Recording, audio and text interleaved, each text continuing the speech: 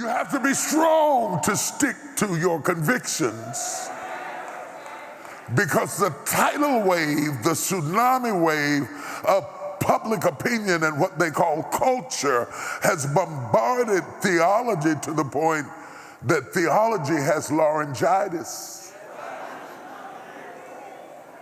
and lost its voice in this present age, and we are in trouble. And as it is now, so was it then. There was the Pharisees who didn't really like the Sadducees, but they got together to fight Jesus. Each one of them having their own versions and ideas and philosophies that were pervasive in the day.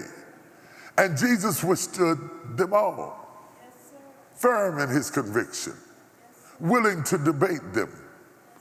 Their doctrines and their philosophies did not intimidate Jesus, because he understood that it was an ideological war. An ideological war has no bullets, has no guns, no grenades. It is a war of opinions and ideas. There was a group there that existed in the early church called Gnostics or Gnosticism. Not with the K, but with the G. But it means the same as if we were to put a K-N-O, there's what G-N-O, Gnosticism. It is where we get the word agnostic. Agnostic is to not know. So if somebody says to you, I'm agnostic, they're not saying that they don't believe in God, they just say, I'm not sure, I don't know. Gnostic is to know. So Gnosticism in the early church was a prevailing ideology that suggested that they knew God and that they intellectually ascended up the ladder to God. In fact, they thought that Jesus was just a step up the ladder to God. Gnosticism, to know. They thought that the more you know, the more you transformed into a type of God. The more you know. Now, the problem with that idea is this: God cannot be just and be Gnosticistic. Because in order to be just, we would all have to have the same IQ. To the person who is dull of wit or slow to learn or unable to grasp certain ideas, God would be beyond their reach if Gnosticism was true. Because if Gnosticism was true, the smarter you were, the more like God you were. Then God could only be embraced through knowledge. The Pharisees thought that the way to approach God was through acts of holiness, self-righteousness. They thought that the more righteous and the more pious they were, the closer they were to God. So they were known for their long praying and their long garments and their beads and their prayers and their rituals and their routines, because they thought through ritualism and routine was the way to get to God. You hear what I'm saying to you? In the midst of all of these varying ideas, the Sadducees, for example, thought that the spirit of the body didn't leave a man for 3 days. That's why Jesus waited till Lazarus had been dead 4 days, so that the Sadducees couldn't say he didn't really raise him from the dead because he wasn't within the parameters of our theology. Jesus waited till there was no doubt amongst the skeptics that Lazarus was dead. So Mary says to him, don't go to the grave now, because by now he stinketh. God has a way of not showing up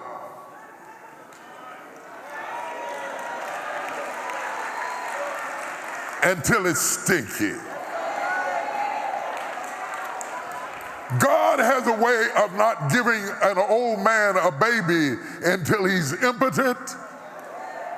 His wife is past childbearing age, and even if she weren't past childbearing age, she was barren. And when it was totally impossible with man, God stepped in and said, now I'm ready to do something. Have you ever watched God let you wear yourself out? Trying to do stuff by yourself? And finally, when you finally give up and say, okay, God, I can't do it, that's when he steps in and shows himself strong.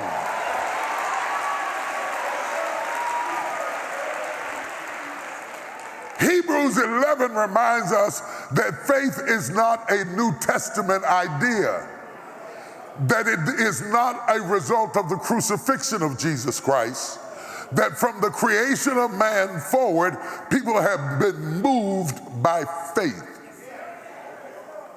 The book of Hebrews 11 reminds us that faith cannot be confined by dispensations, structures, or order. Or to break it down simply, it reminds us that faith never goes out of style. A lot of other things will go out of style. By the time I found a pair of skinny jeans that could fit me,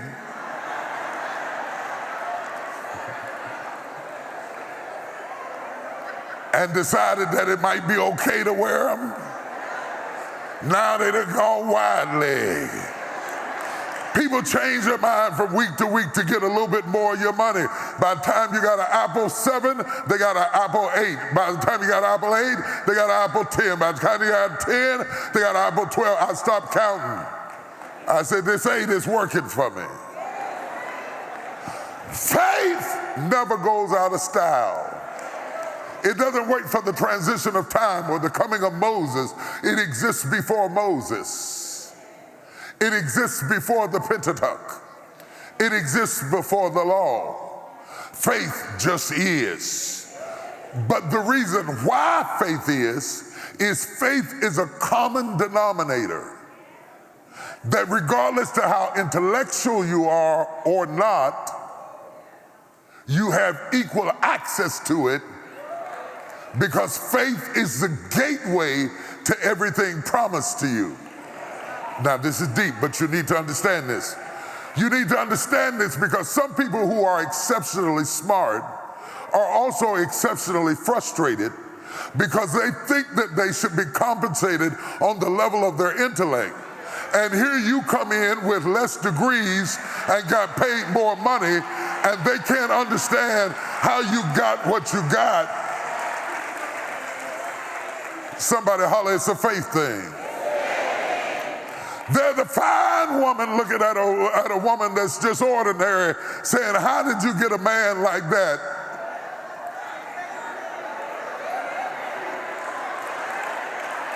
It is not by might nor by power, but by my spirit, saith the Lord. It is a faith thing. Now, in order to have faith, how do I get faith? How do I get faith? Because today we think faith is willpower. So we get sick and say, I just believe it, I believe it, I believe it, I believe it. I confess it, I believe it, I believe it, I believe it, I believe I'm healed, I believe I'm healed, I just believe it, I just believe it, I believe I'm gonna hit the lottery, I believe. They're all in Vegas pulling the lottery down, I believe. But it doesn't say have faith in faith, it says have faith in God. Now, faith has nothing to do without hope. You can have faith all you want, but if you don't have hope, you can't do anything. The reason that faith is a common denominator, let me finish that up. The reason that faith is a common denominator, Jesus says, except you become like a little child, you shall not inherit the kingdom of God. That means that he has reduced it down. I use this phrase all the time, it's out of style. They don't teach it in school like that anymore. But we used to reduce fractions down to its lowest common denominator and then multiply. That's how I was taught in school. They don't teach it that way anymore. They got a whole different method. So you had to find the lowest common denominator in order to do it. Faith is God's lowest common denominator. He's brought it down so low that you can be illiterate and still believe. If an illiterate man gets sick beside an intellectual man that gets sick, the intellectual man has no more advantage over the illiterate man when it comes to miracles, because it is by faith.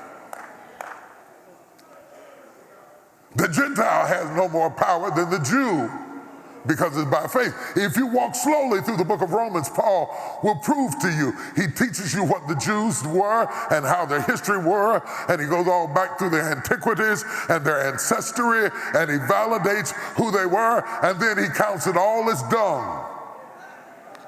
So it don't mean nothing. Then he talks about the Gentiles and how wild they were and how perverted they were and how promiscuous they were. And he said it doesn't mean nothing because God has equalized the playing floor. He's brought it down to just by faith. There's some righteous women in here. You grew up righteous. You've always been pure. You've always been virtuous. You've always been honorable. When you got married, you were a virgin, and you're sitting right behind a woman who was a slut.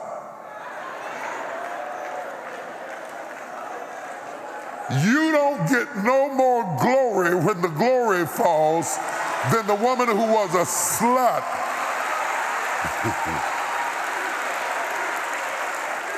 Because it's not by works lest any man should boast, it's by faith. This is why you have haters, because haters don't think that you deserve to have whatever you have, because they think that they are better or purer or smarter or better looking or brighter. But look at somebody and say, no. It's a faith thing. I know it doesn't make sense to you that I got a promotion. I know it doesn't make sense to you that I pastor a church like this. I know it doesn't make sense that I'm directing the choir. I know it doesn't make sense that God has raised me up. I know it doesn't make sense that God put me on the cover of Time magazine. I don't have no business on the cover of Time magazine. I didn't make any great discovery. I didn't do it. It's not going to make sense to you because it's what God is getting ready to do in your life is totally illogical. It makes no sense. It has no rationale. You have no background. It's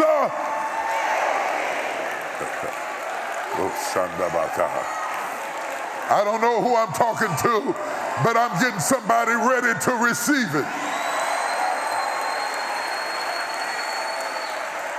The problem with you receiving the promises of God, I'm just talking, I ain't got started yet. The problem with you receiving the promises of God is that sometimes God promises you the most illogical stuff.